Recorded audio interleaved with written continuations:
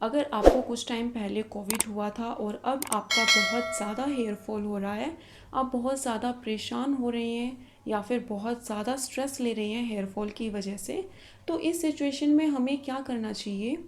हमें परेशान होना चाहिए या फिर नहीं? स्ट्रेस लेना चाहिए या फिर नहीं? कोई ट्रीटमेंट मेडिसिन लेनी चाहिए या फिर क्या ट्रीटमेंट हम ले सकते हैं अपने हेयर की मैक्सिमम रिकवरी के लिए? अगर आपको कोविड की वजह से हेयर फॉल हो रहा है तो आज का ये वीडियो आपके लिए बहुत ज़्यादा यूज़फुल रहेगा। Hello friends, welcome to the channel. आज की इस वीडियो में हम कोविड के बाद हो रहे हेयर फॉल के बारे में बात करेंगे।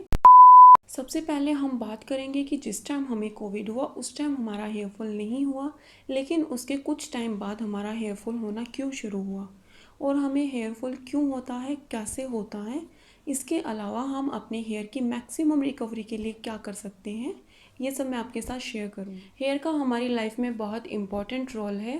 हर कोई चाहता है कि उनके बाल लंबे, घने, स्मूथ और सिल्की हों, लेकिन जब भी हमारे बाल गिरना शुरू होते हैं या फिर हमारा हेयर फॉल होना शुरू होता है तो हम बहुत ज़्यादा डर जाते हैं, परेशान हो जाते हैं और कुछ लोग तो हेयर फॉल के कारण स्ट्रेस लेना भी शुरू कर देते हैं, जो हमारी हेल्थ के लिए बिल्कुल भी सही नहीं है। जब भी हमें कोई बीमारी आती है, जैसे कोई फीवर आता है या टाइफाइड या डेंगू होता है, तो उस टाइम पे हमारा हेयर फॉल नहीं होता।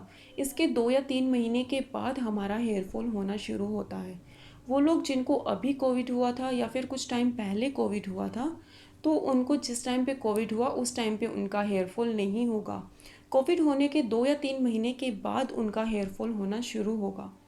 और कोविड केस में हम देख रहे हैं कि बहुत तेज़ी से हेयर फॉल हो रहा है, जिसकी वजह से लोग डर रहे हैं, बहुत ज़्यादा परेशान हो रहे हैं। मोस्टली फीमेल बहुत ज़्यादा स्ट्रेस लेना शुरू कर देती है अपने हेयर फॉल के कारण, क्योंकि फीमेल के बाल लंबे होते हैं। जब भी वो अपने बालों में कोम्ब करती है तो उनके बालों का पूरा गुच्छा उनके कोम्ब में या फिर उनके हाथ में आ जाता है, या फिर फ्लोर पे इधर उधर जब वो अपने बालों को गिरे हुए देखती है तो बहुत ज़्यादा पैनिक कर जाती है, बहुत ज़्यादा स्ट्रेस लेना शुरू कर देती है। इस डर और स्ट्रेस की वजह से आपका हेयर फॉल और भी ज़्यादा बढ़ेगा।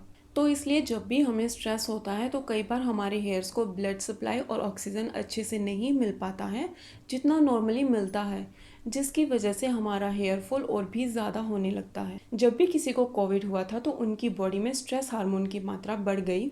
स्ट्रेस हार्मोन के बढ़ने के कारण हमारी बॉडी एक सर्वाइवल मोड में चली जाती है, जिसके कारण सिर्फ वो पार्ट जो हमारी लाइफ के लिए बहुत ज़्यादा इम्पोर्टेंट है वहाँ पर ब्लड सप्लाई अच्छे से हो रही होती है, और वो पार्ट जो हमारी लाइफ के लिए इतने ज़्यादा इम्पोर्टेंट नहीं है, जैसे हमारे हेयर या फिर स्किन, वहाँ पर अच्छे से ब्लड सप्लाई नहीं होती या फिर कम होती है, जिसके कारण हमारा हेयर फॉल होता है। नॉर्मली हमारे सिर के जो बाल हैं वो एक हेयर साइकिल से गुजरते हैं, जिसमें एक ग्रोथ फेज़ होती है जिसे एनाजन कहते हैं, एक रेस्टिंग फेज़ होती है जिसे कैटाजन कहते हैं, और एक शेडिंग फेज़ होती है जिसे टीलोजन कहते हैं।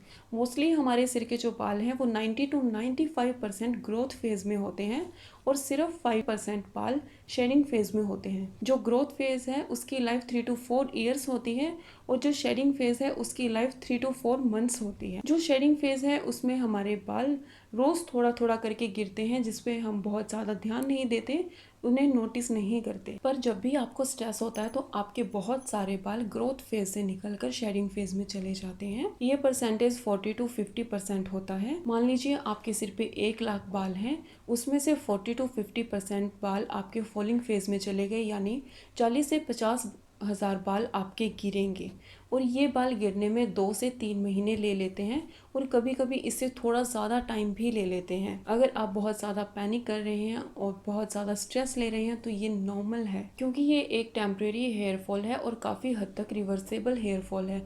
ये जनरली अपने आप ठीक हो जाता है, इसमें मेडिसिन या ट्रीटमेंट लेने की ज़रूरत नहीं होती। इसके अलावा हम अपने हेयर की मैक्सिमम रिकवरी के लिए क्या कर सकते हैं?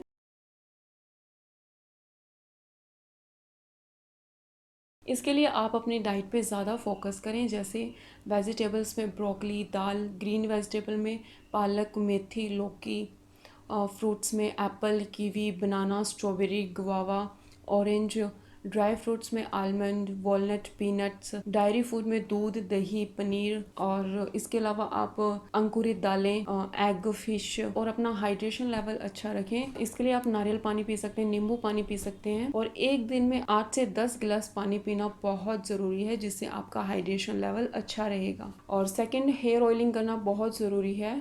एक वीक में 2 से 3 बार अपना हेयर ऑयलिंग ज़रूर करें। हेयर ऑयलिंग करने से आपके स्कैल्प का ब्लड सर्कुलेशन इंक्रीज होगा और आपकी हेयर ग्रोथ प्रमोट होगी। इसके अलावा एक्सरसाइज डेली करें। ये सब करके कोविड पेशेंट में हेयर फॉल 3 to 6 मंथ्स में रुक जाता है और हेयर ग्रोथ होने लगती है। इसलिए पॉजिटिव रहें, परेशान ना हो, बहुत ज़्यादा स्ट्रेस ना लें। हेयर फॉल के कारण अपनी नींद मत खोइए। हमेशा ही आपका ऐसे ही हेयर फॉल नहीं होगा, आप गंजे नहीं होंगे, आपके हेयर डेफिनेटली वापस आ जाएंगे।